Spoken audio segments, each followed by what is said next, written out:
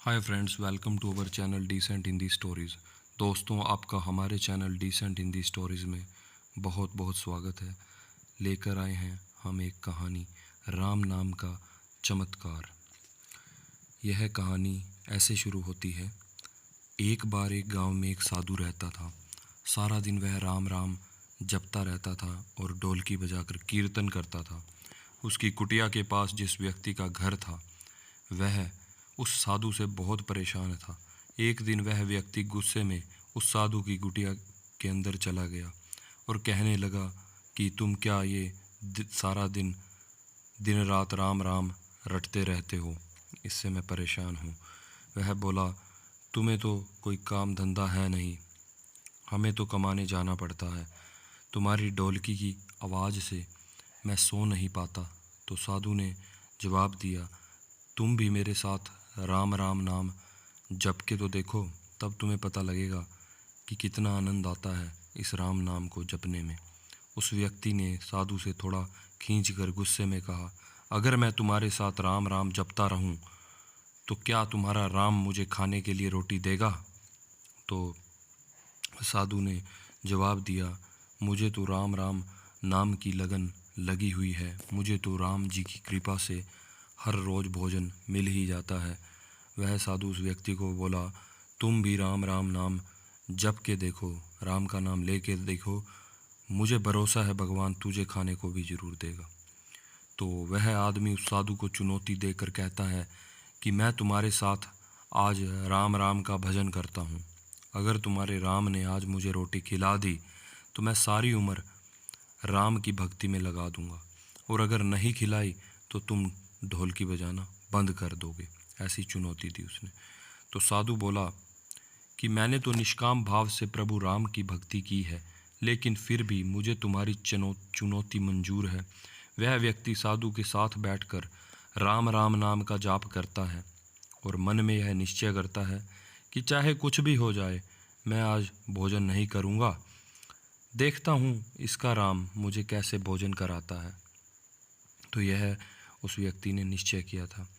राम राम का भजन करने के बाद वह सोचता है कि अगर अब मैं घर जाता हूँ तो मेरी माँ और मेरी बीवी मुझे खाने को कहेंगे और मुझे रोटी खानी पड़ सकती है, लेकिन मुझे तो साधु को चुनौती में हराना है। इसीलिए वह घर जाने की बजाय गांव के पास के जंगल में चला जाता है। वह असल में साधु को हराना चाहता है। तो जंगल में वह व्यक्ति एक पेड़ पर चढ़कर बैठ जाता है। वह सोचता है कि सारा दिन इस पेड़ से मैं उतरूंगा ही नहीं, अन्न का दाना भी नहीं खाऊंगा। इस तरह मैं साधु को हरा दूंगा, और जैसे कि मैंने चुनौती दी वो हार जाएगा तो वो ढोलकी बजाना बंद कर देगा। कुछ देर बाद उसी जंगल से एक बंजारों की टोली गुजरती है। उन्हें भूख लगी होती है, तो उन बंजारों का सरदार, जो सरगना, जो मुखिया होता है, वो कहता है कि आग जलाकर यहीं पर खाना बना लेते हैं। अब खाना खाकर ही आगे बढ़ेंगे। खाना बनकर तैयार हो जाता है। बंजारे खाना खाने ही वाले होते हैं कि इतनी देर में बंजारों को सूचना मिलती है कि पीछे से डाकू आ रहे हैं। तो बंजारों का सरदार कहता है कि हमें यहाँ से चले जाना चाहिए, डाकू हमारा सब कुछ लूट सकते हैं। वे बंजारे खाना वहीं पर बने का बना छोड़कर वहाँ से चले जाते हैं, भाग जाते हैं। वह आदमी पेड़ पर चढ़ा हुआ सब कुछ देख रहा होता है। कुछ समय बाद डाकू वहाँ पहुँच जाते हैं। भोजन बना देखकर डाकू कहते हैं कि खुशबू तो बहुत अच्छी आ रही है, लेकिन यह भोजन बनाया किसने आखिर? बनाने के बाद खाया क्यों नहीं? कहीं किसी की चाल तो नहीं हमें मारने की? डाकुओं को संदेह होता है।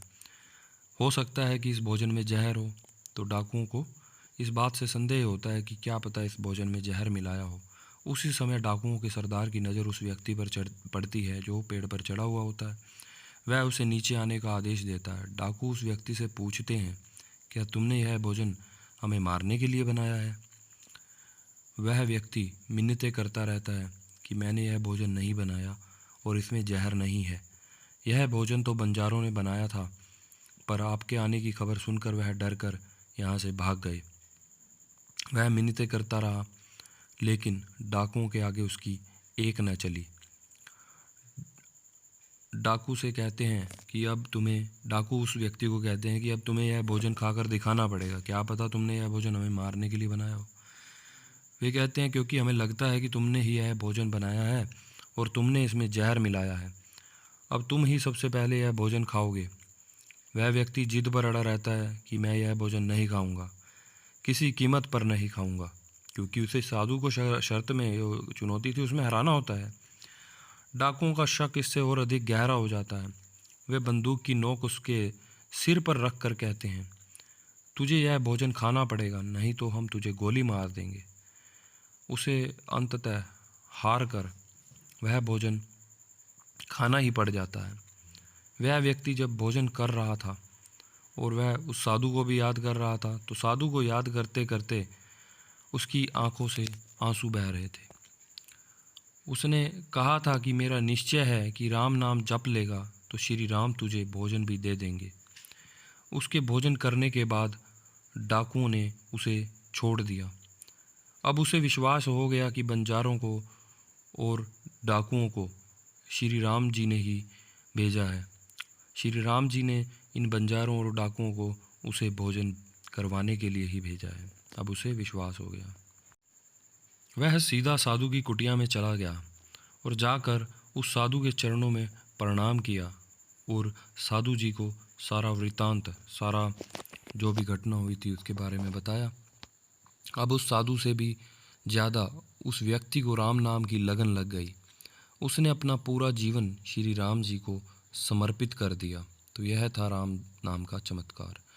तो दोस्तों, कैसी लगी आपको यह एक सुंदर और छोटी सी कहानी श्री राम जी की?